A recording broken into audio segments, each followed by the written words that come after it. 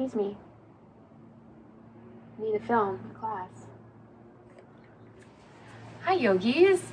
So for this video, we're going to do something short and sweet. And as you can probably tell by the title and description here, we're going to be doing it entirely in supported bridge pose. So those of you who take my classes in person know that I pretty much end every single class I teach with supported bridge. It's one of my favorite poses. It's for sure my favorite restorative pose. It not only feels so good in the body, but it does a lot of great things for the body. Back bends are great for helping to restore the body after a day of hunching and sitting forward, which so many of us do. And what I love is that it's supported. So it's a back bend that takes basically no effort at all, and there's a lot of different things you can do in the pose to make it a little bit more interesting at different times. So we're going to be going into that and just going through all these different ways to make supported bridge a little bit more interesting, spending about a minute or so in each one. This is a great practice to do after any sort of activity. This will be a great practice to do after a long day of sitting, or if you ride your bike or garden, anytime you really tend to be hunched over, leaning forward, using a lot of quad and hip dominant movements. This would be a great thing to wind down with. So let's go ahead and begin. All you need today is a nice sturdy block. If you happen to have the blocks that are about half the size, the skinnier ones, then grab both of those and put the two together so that it makes one thicker block. I don't know the measurements of these, but this is like a standard yoga block. To get into the pose, come onto your back and bring your feet under your knees. Now, something a lot of people do is they bring their feet under these, they reach down with their fingers, and they brush their heels. That's okay, but you can see my heels are actually quite in from my knees when I do that measurement. So I'm actually going to bring my feet a little bit forward, and that actually feels more comfortable in my legs and my knees. Then I'm going to lift up my hips and slide my block on the medium setting under my back. So low is about here and medium is here. I always suggest to students to at least try the medium setting, see how it feels in the body. And if it feels too high, then go down to the low setting. But medium seems to be that really nice middle zone because it's medium. The higher setting is just too much for spending as much time here as you're going to. Let your hips sink into the block.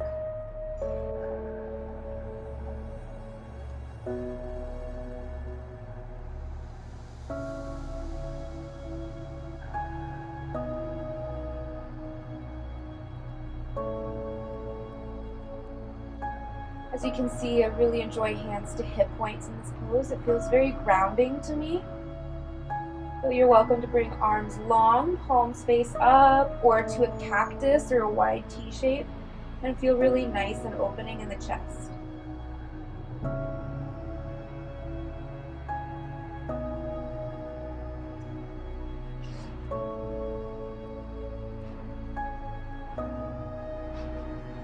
Good, and then after spending a few moments here, let's move to another variation. I want you to take your right foot in a little bit closer than it is. You can even pull it in towards your chest or have it hover.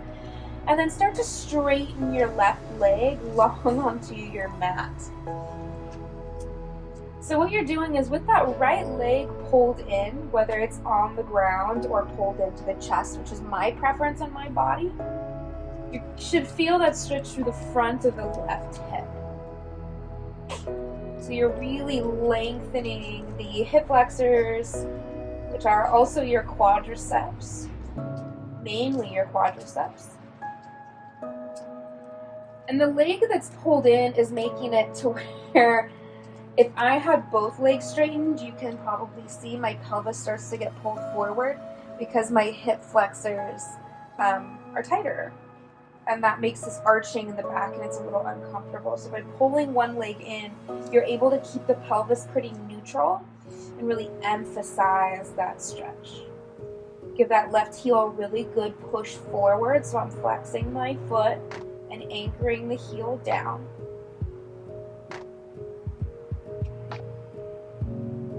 Good, and then slowly switch sides. Start by bending the left leg, nice and slow. I'm gonna pull the left leg in towards my chest and lengthen the right leg out. Again, depending on your body type, on your pelvis alignment, on your hip flexor flexibility, you might just be comfortable with this foot down, but for me, having it in feels a lot better. I'll just spend a few moments here. Bring some awareness to that right heel, flex the foot, push the heel forward like you're trying to lengthen the leg out. Giving a little bit of a gentle press of the heel down into the mat.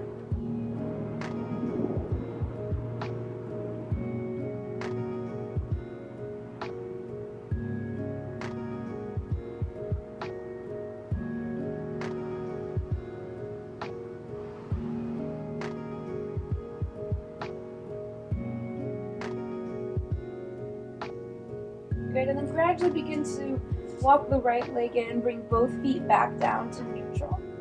Bring your feet towards one another. Bring the soles of the feet together and let your knees go wide. So you're in kind of a wonky, supported bridge style butterfly.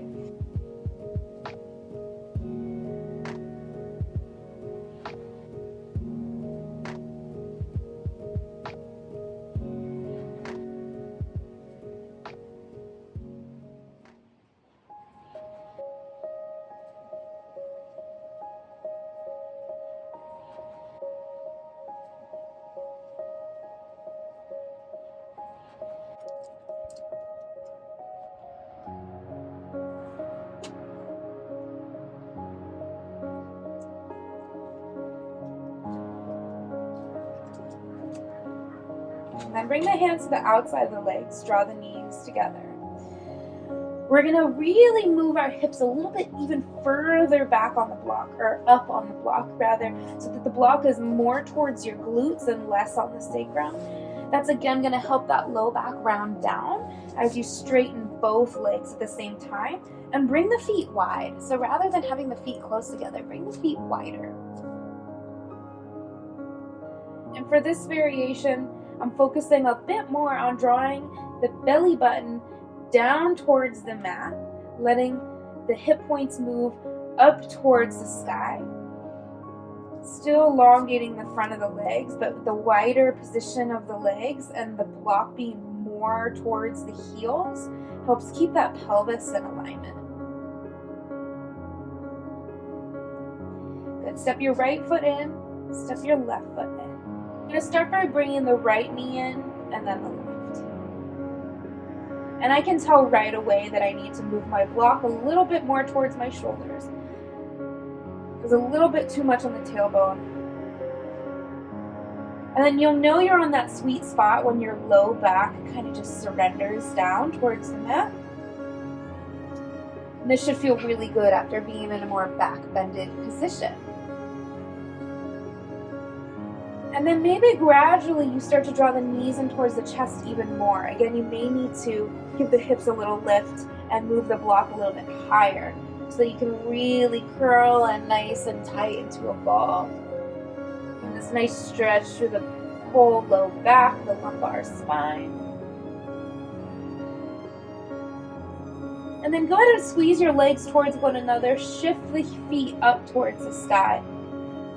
So now we're in a supported shoulder stand. Another one of my favorite poses. Shoulder stand is not a pose that I teach in my classes for a variety of reasons. But this is a really nice, safe way to get the effects and the feel-good pieces of this posture without putting your entire body weight on your cervical spine.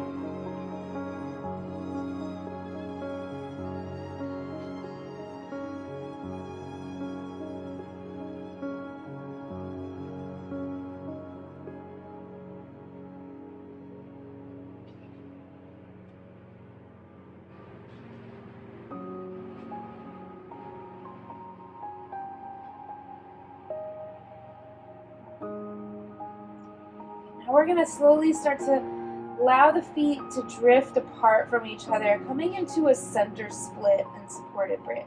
I have this wall next to me, so my right leg isn't going to go very far. But just a few breaths here, getting in towards those inner thighs, which can be quite locked short, especially as we sit in a desk all day, or if you sit with your legs crossed a lot of the day, those inner thighs are squeezing towards one another most of the day, just kind of stuck there. Let's give them a little stretch, a little length. Keep drawing the feet back towards the top of your mat, towards your head.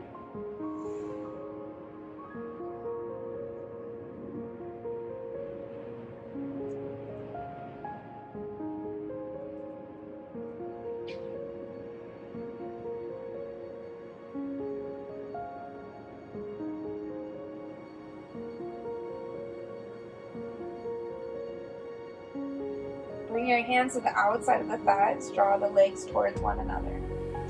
Bring your knees back and towards your chest. Adjust your block if you need. I'm going to wiggle my hips a little more forward. And then straighten the toes, coming into a supported plow pose. So as you can see, my block is tilting forward. That's totally okay. If you need to bring your hands behind it to support it, but mine's pretty stable.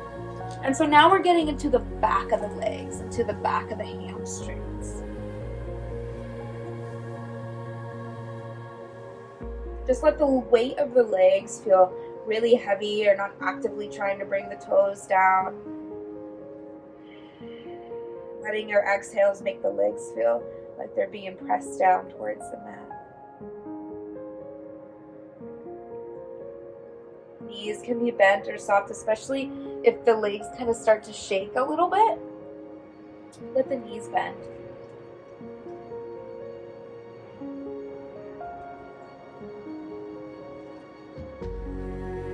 Bring the legs back up towards the sky. Bend both knees. Slowly lower your left toes down and then your right. Good. Let's end with just a couple moments here in vanilla supported bridge, or stage 1.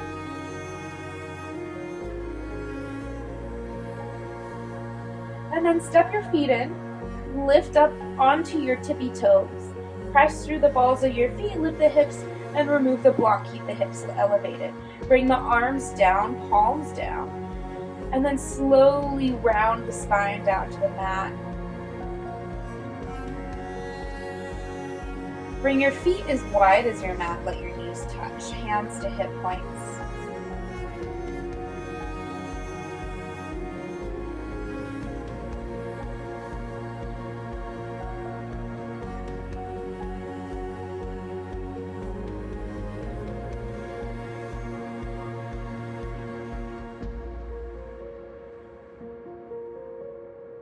Take a deep breath in through your nose. Smooth breath out the mouth for 6, 5, 4, 3, 2, 1. Slowly roll over to one side. Press up to a seat. That's it for our short and sweet supported bridge sequence. I hope you feel good. I hope your back feels refreshed. And I hope you feel nice and relaxed, ready to take on the rest of your day or settle in for the evening. Thanks so much for joining me. See you next time. Namaste.